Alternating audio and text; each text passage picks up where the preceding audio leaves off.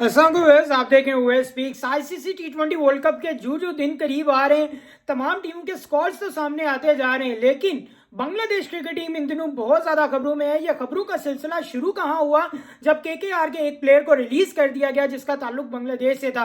कौन सा वो प्लेयर था, उसको रिलीज क्यों किया गया, और अब बांग्लादेश क्रिकेट बोर्ड आईसीसी को क्यों खत लिखने जा रहा है कि वो इसकी वजूहात क्या है कि वो इंडिया में अपने टी20 वर्ल्ड कप के मैचेस नहीं खेलना चाहते। बहुत सारी अपडेट्स हैं जो इस व्लॉग में आपसे शेयर की जाएंगी। आज करेंगे इस सब पर।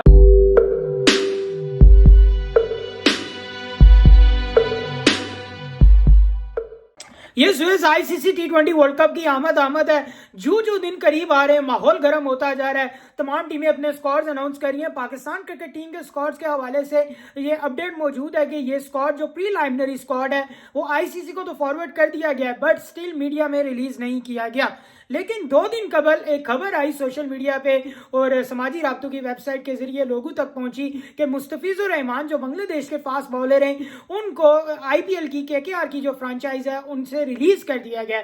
भारतीय क्रिकेट बोर्ड बीसीसीआई ने केकेआर को कहा, केकेआर ने उनको रिलीज कर दिया बिकॉज जो बांग्लादेश और इंडिया के दरमियान जो इस टाइम पॉलिटिकल हालात हैं वो कुछ साजगार नजर नहीं आ रहे। Last year Indian cricket team ने दौरा करना था बांग्लादेश का, वो दौरा भी कैंसिल कर दिया गया था। और जो इस साल 2026 में दौरा पिछले साल कैंसिल नहीं किया गया था, बेसिकली पोस्टपोन किया गया था। ठीक है, तो उस हवाले से बांग्लादेश क्रिकेट बोर्ड ने जो साल 2026 के लिए अपना जो होम स्केड्यूल अनाउंस किया, जिसके पाकिस्तान फिक्सचर्स पे हम कल ऑलरेडी बात कर चुके हैं, उस होम स्केड्यूल में इंडियन क्रिकेट टीम की भी सीरीज शामिल है। तो इंडियन क्रिकेट टीम ने उनके एक प्लेयर को जो अर्ली ऑन सनराइजर हैदराबाद के लिए खेलते थे, इस साल उन्हें केकेआर में सिलेक्ट किया गया और केकेआर से उन्हें रिलीज करवा दिया है। ठीक है, और केकेआर फ्रेंचाइज किसकी है? किंग खान, शाहरुख खान की। तो मुस्तफिजुर रहमान को जब वहां से रिलीज किया गया तो बहुत ज्यादा डिबेट स्पार्कल हो गई पूरे सोशल मीडिया पे। और फिर बांग्लादेश क्रिकेट बोर्ड ने इस पे एक्शन ये लिया कि अगर उनका एक प्लेयर इंडिया में महफूज नहीं है तो उनकी पूरी टीम फिर इंडिया में कैसे महफूज है।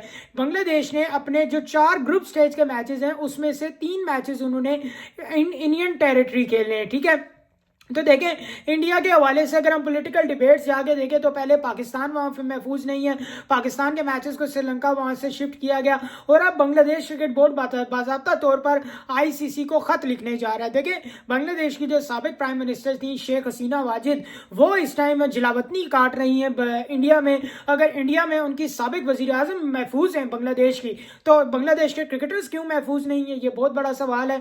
रिसेंटली जब खालिदा जिया साहिबा का इंतकाल हुआ तो वहां भारत के जो वजीर खारजा हैं जयशंकर, वो वहां मौजूद थे। अगर डिप्लोमेटिक लेवल पे उनकी बातचीत हो सकती है तो प्लेयर इंटरचेंज क्यों नहीं हो सकता, ये एक बहुत बड़ा सवाल है।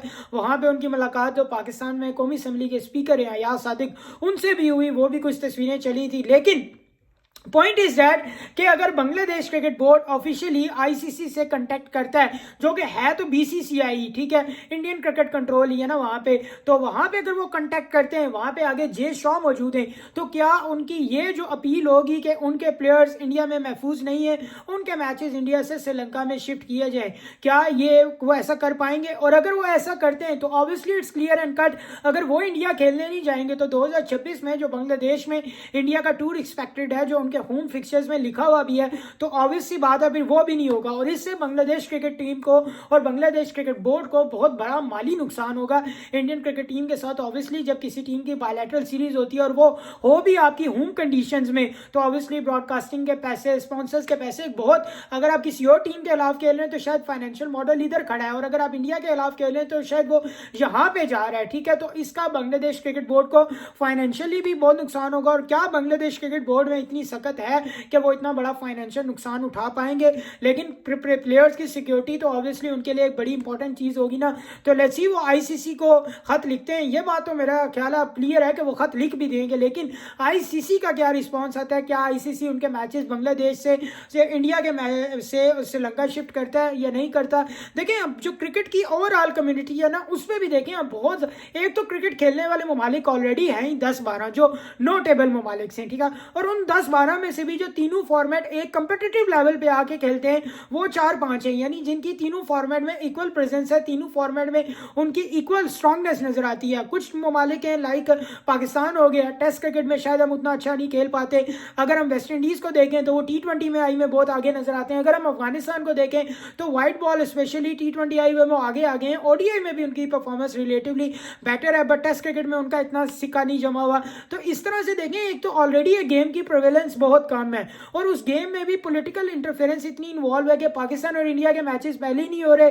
रिसेंटली जब पाकिस्तान और अफगानिस्तान के दरमियान कुछ मामला खराब हुए तो पाकिस्तान और अफगानिस्तान की भी बायलैटरल सीरीज मनसूख हो गई और अब बांग्लादेश और इंडिया के दरमियान भी प्रॉब्लम्स क्रिएट हो गई और यहाँ पे भी अगर ऐसे ही कोई सीन होता है तो यहाँ पे भी क्रिकेट कट ऑफ हो जाएगी। एंड देन देखें जो अफगानिस्तान है और ये जो वेस्टर्न नेशंस हैं लाइक ये जो ऑस्ट्रेलिया हो गया, इंग्लैंड हो गया, न्यूजीलैंड हो गया, ये ऑलरेडी अफगानिस्तान के साथ क्रिकेट नहीं खेलते बिकॉज बायलैटरल सतह पे ये कोई अफगानिस्तान के अलावा मैच नहीं खेलते बिकॉज दे बिलीव के वहाँ पे जो वुमेन्स के रिलेटेड जो राइट्स की मूवमेंट है, जहाँ पे एजुकेशन के प्रॉपर राइट्स नहीं है, स्पोर्ट्स के हवाले से स्पेशली ये आईसीसी का रूल भी है कि हर टेस्ट प्लेइंग नेशन की वुमेन्स की क्रिकेट टीम होनी चाहिए। स्टिल अफगानिस्तान की वुमेन्स की टीम नहीं है, वहाँ पे उनको एक एक्सेप्शन मिली हुई है, तो वो लोग अफगानिस्तान के साथ नहीं खेलते। पाकिस्तान और अफगानिस्तान जब खेलते हैं तो क्राउड को बहुत ज्यादा पुल ऑन कर दिया जाता है, साइडो साइड कर दिया जाता है।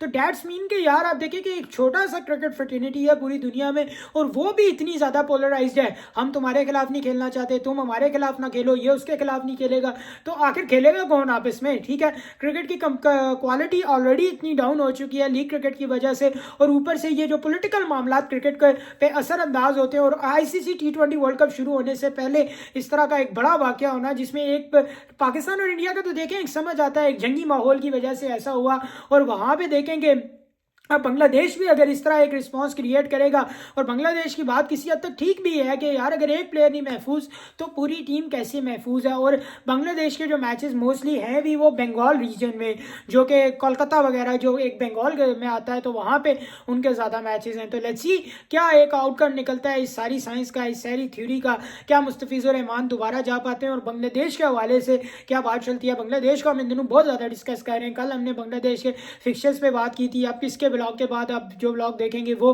बांग्लादेश के T20 वर्ल्ड कप के स्क्वाड के रिलेटेड होगा। तो काफ़ी ज़्यादा अपडेट्स आ रही हैं उनके रिलेटेड। इंशाल्लाह बहुत जल्द आपसे दोबारा मुलाकात होगी, तब तक के लिए अल्लाह ने के बाद दुआ में याद रखेगा। पाकिस्तान जिंदाबाद, कश्मीर जिंदाबाद।